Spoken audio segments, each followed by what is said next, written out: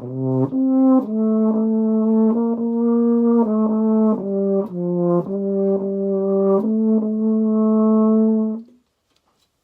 everyone, it's Sharon from inside the homestead, and you can see the exterior wall of Hempcrete here.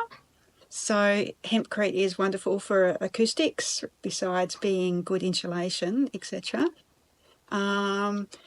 I've called a halt on the homestead just to save up for the next step in the build. So we've got some of the plasterboard up in some of the rooms here, and not in others. But the great thing with being an owner builder is that you can call a stop if you need to, and that's my cat. So that's Timmy, who's come to say hello. Cats are just brilliant, aren't they? He brings so much joy. So this is only my third video by the day, by the way. So getting there.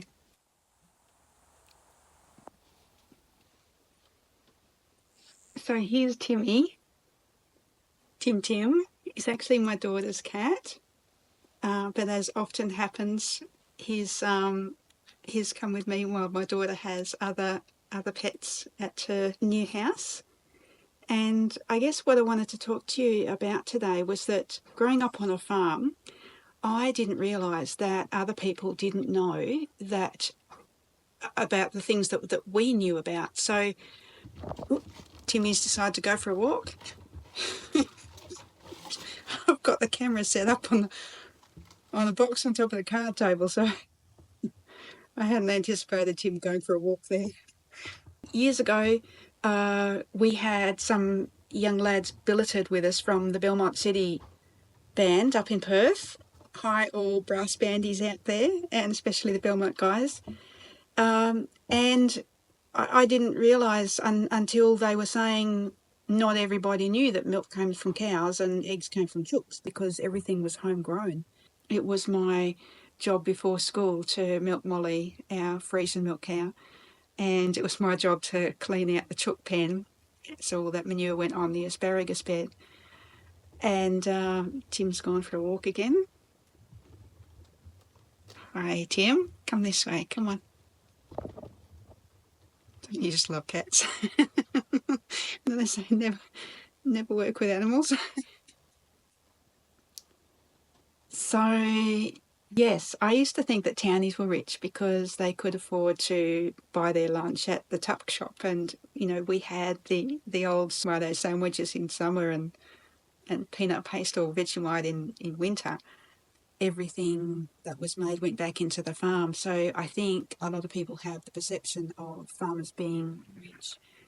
Usually they're asset rich but cash poor. Everything is often homemade. I think the average age of a farmer in Australia now it used to be 70. I think it's dropped a little because things have changed a little bit, but it's still not far off 70. So it made me realise, I think, ever since the Belmont guys came down, that there must be something I can do to change that. And maybe this little platform is what I can finally do. I guess the other thing I wanted to say too regarding people and farms is that since we were kids, things have really changed. And in those days, people living in the city still had friends or family in the country. So school holidays and weekends and other times, they would go spend time together on farms in the country, and that doesn't happen so much now. So it's an even greater divide, which really makes me sad. So I guess although it's taken me 20 years, to finally have the right to belong to the land and to start building my homestead here, maybe via this little platform. And it's only video number 3, so still getting there, working with technology. It's a real learning curve for me. I'll see how I go, but maybe this is a little way I can contribute, a little bit to I don't know, encouraging people to get to nature, to even if it's growing that window pot on the sill, you know, like I did many years before I wasn't able to, you know, start this journey. You know, little pot plants growing just kept me going. And obviously it does keep you healthy too if you can have garden fresh right, you know, right there. I forgot to introduce my musical instrument. So this is a euphonium, or a UFO for short, and it means beautiful sound. Not sure whether I'm displayed that today, but anyway, it's not a tuba, but it's the lead instrument in the brass band of the bass section. Sadly, America doesn't have many UFOs these days. They've got sousaphones instead. But if you see any military bands or brass bands, they've usually, or English brass bands, sorry, they've usually got a euphonium there. And that gorgeous piece of music is one of my favourite pieces. It's called From the Heart, and it was written by Barry Gott for an amazing New Zealand euphonium player, Ricky McDonnell. Beautiful player, an amazing person as well. All right, I think we need to go for a walk, and I can show you a little bit more around. Cheers, guys. So I've got the Sirius hat on today. It's forecast 37, so a bit warm. And I wanted to show you one of the shade trees that Dad left, because when we were kids, this was our calving paddock, but even the bank manager said that as a farmer, Dad was way ahead of his time. He left the big shelter trees or habitat trees like this beautiful blackbutt, and he also left shelter belts for habitat. So definitely thinking ahead, but you know, Dad came from that era when people were close to nature, and he knew so much about the bird life. I guess that's inspired all of us to keep up with that as best we can. So going for a little bit of a walk. So in between being a calving paddock for our beef cattle herd, and this time of year was my favourite time as far as I love working the stock, but this time of year was calving time, so that's when there'd be lots of new little ones on the ground. So in between that time and when I got back, it was a blue gum plantation. So Tasmanian blue gum, or Eucalyptus globulus, planted as plantation timber for paper production. So it's had the second harvest now, but after the first harvest is when I was able to make some changes. When I got back, I realised that I didn't want to waste any more of my life doing what other people thought I should do. In other words, the men in my life, as well as my own conditioning, because women weren't allowed to be farmers, so our conditioning was to not really step into our own worth. So that's been a journey in itself, something for another time. So I realised I didn't want to waste any more of my life doing what people wanted me to do. I needed to live my dreams, to honour my dreams. And my dream since I was 5 was doing this. So after the first blue gum rotation, I was able to get a track bulldozed to where the potential house was to be. And the hay rake you can see in the distance. I'm just going to walk backwards for a bit and you can see the house as this is now. But sadly my brothers have sold now. So I was able to get the hay rake put over here just as a link to the rest of the farm as it was. But also I spent a lot of hours on that hay rake, as we all did. And when you're producing hay, it has a few sequences. So step 1 is to cut the grass, let it to dry. Step 2 is to run the hay rake over it, which flips it, which just like, drying your hair, it allows it to dry on the other side. And the hay rake also puts it into windrows ready for the baler.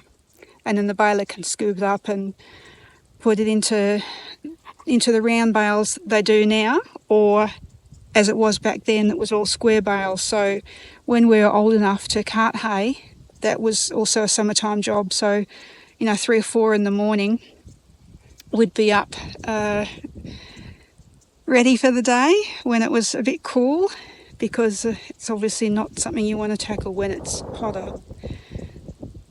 And you can see the water tank.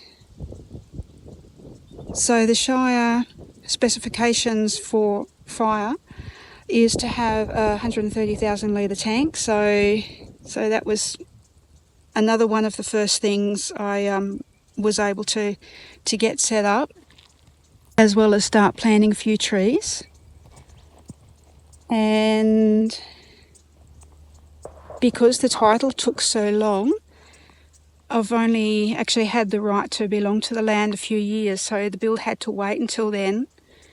And unfortunately, I didn't have the title in time to be able to access all those amazing grants that the government gave out. However, other people did so. So I was able to plant some trees as well to get started, to have a bit of shade in summer, but also to put down roots for me and my kids. And the first trees are planted here. I'm just going to turn around a little bit and walk this way. So the first trees I planted was, I've got 2 kids, so a willow tree and a silver birch and a weeping cherry for me.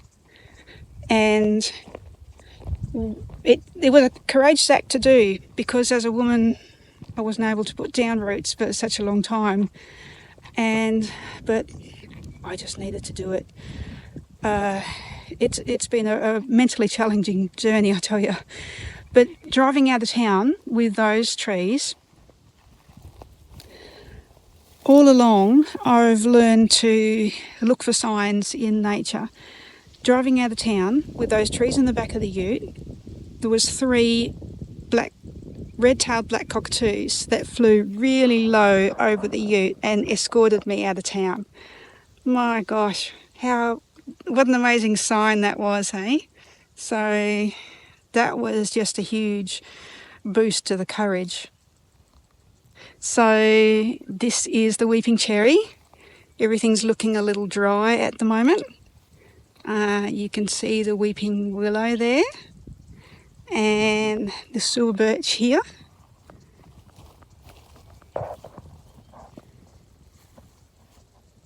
I've got tuberoses planted underneath them. So they're just not actually a rose, they're a bulb, but the smell, the fragrance is amazing. And the flower arch that one of the kids helped me do, it's pretty incredible. And the roses are very happy on either side. And the other day there was a kingfisher sitting up top there for a couple of days. So I'd not seen that before. And in the winter time, the silver birch over here, because they're just beautiful leafy trees, and they don't need as much water as the weeping cherry or weeping willow. So this silver birch is one I can see from the kitchen. The Shire now gives owner builders permission to live on the land when they're building, so that's fantastic. It means that we officially don't need to pay rent. So that's just such a relief, because obviously I had to give up rent to start building. And thanks to my mum. Thank you, Mum. I borrowed her caravan and able to exist that way. So yes, this silver birch is one I can see from the kitchen window, and when all the leaves are off, even in winter, and the dewdrops are hanging on the tree here, it looks like millions of diamonds sparkling in the sun. So It's amazing how much joy nature gives, even when the leaves are gone in winter. Well, it's getting a bit warm here, so I think I might go find an inside job, and I'll catch you guys again soon. See ya!